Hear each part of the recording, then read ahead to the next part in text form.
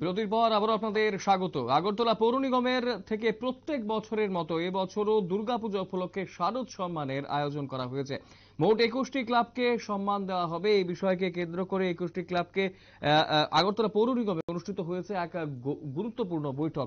21টি ক্লাবকে মূলত এই সম্মান দেওয়া হবে এবং আগরতলা পৌর নিগমের পক্ষ থেকে যে প্রত্যেক বছরের মতো এই বছরও দুর্গাপূজা উপলক্ষে শারদ সম্মানের আয়োজন করা হয়।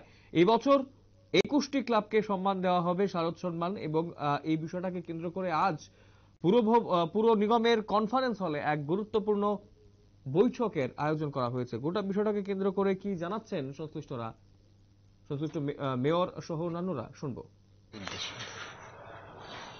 আমাদের দুর্গোৎসব উপলক্ষে আমাদের শারদ সম্মাননা যেটা আগরতলা পৌর নিগম থেকে প্রতি বছর করা হয়, এবারও আমরা আগরতলা শহরতলিতে পুরো এলাকায় আমরা 21টা প্রাইজে ঘোষণা করেছিলাম। আর প্রথমটা হচ্ছে 5টা সেরা প্রতিমা, মণ্ডপ, আলোকসজ্জা, থিম এবং সেরা মহিলা পরিচালিত পুজো।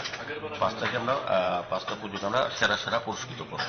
পাশাপাশি 4টা জোনালে সেরা প্রতিমা, মণ্ডপ, আলোকসজ্জা এবং থিম, এই 4টা বিষয়ে আমরা আরো 16টা প্রাইজ, মোট 21টা প্রাইজ আমরা আজকে আলোচনা করা হচ্ছে। ডেট ফিক্স করে মাননীয় মুখ্যমন্ত্রী সময় অনুযায়ী উনি যখন সময় দেবেন সেই হিসেবে আমরা কয়েকদিনের মধ্যে এই মাসে আমরা শারদ সম্মাননা প্রদান করব। যেসব ক্লাব বিচারক মন্ডলী দ্বারা পুরস্কৃত বিচার করার পর তারা নির্বাচিত হয়েছেন পুরস্কার পাওয়ার জন্য, তাদেরকে পুরস্কৃত এবং একটা কালচারাল প্রোগ্রামের মাধ্যমে এটা করা হবে। যাতে গত বছর আমরা খুব সুন্দর ভালোভাবে করেছি মাননীয় মুখ্যমন্ত্রীর উপস্থিতিতে, এবারও মাননীয় মুখ্যমন্ত্রী আমাদের প্রধান অতিথি থাকবেন, উদ্বোধক থাকবেন এই অনুষ্ঠানে এবং একটা রাজ্যের শিল্পীদের নিয়ে একটা কালচারাল প্রোগ্রাম করা হবে এবং পরবর্তী সময় যারা বিচারক মন্ত্রী তাদেরকে সম্মাননা জানানো হবে এবং যারা পুরস্কৃত হবেন যেসব ক্লাব পুজো কমিটি তাদেরকে পুরস্কার দেওয়া হবে। এই নিয়ে আজকে মোটামুটি আলোচনা চলছে। আমরা এই কয়েকদিনের মধ্যে আমরা জানিয়ে দেব কবে দেব এবং কোন ক্লাব নির্বাচিত হয়েছে আমরা পরবর্তী সময় প্রেস মিটের মাধ্যমে জানিয়ে দেব। কতটা ক্লাব মোটামুটি? মোট 21টা।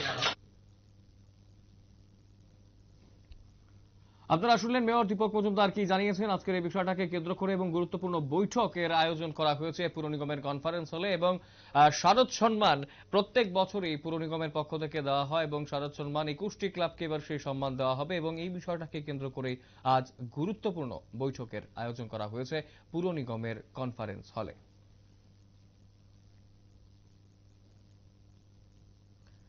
পুর নিগমের কনফারেন্স হলে বিষয়টাকে কেন্দ্র করে আজ 21টি ক্লাবকে পুরস্কার দেওয়া হবে, শারদ সম্মান দেওয়া হবে এবং এই বিষয়টাকে কেন্দ্র করেই আজকে এই বৈঠকের আয়োজন করা হয়েছে। সমাজযোগ্য বিজ্ঞাপন বিরতি রয়েছে অন্যান্য সংবাদ, সঙ্গে থাকবেন।